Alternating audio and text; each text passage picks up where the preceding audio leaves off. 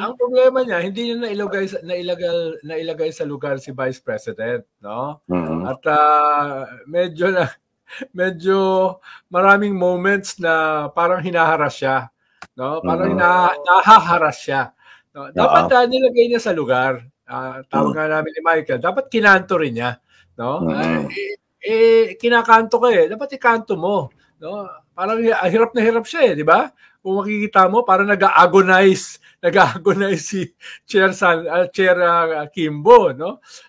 Kaya ang alam ko, ang general observation ko, hindi siya sanay sa barubalan, sa ganyang klaseng street fighting, no? Tawag dyan street fighting mano-mano May mga kongresista ron na sanay sa ganyan, no? Dapat ang halimbawa si Congressman Gonzales, no, sanay yun sa mga ganyang barubalan, no? Sanay yun sa Bartagulan.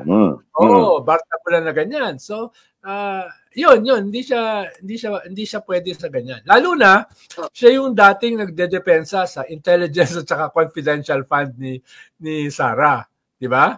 Yung magpapambol talaga siya.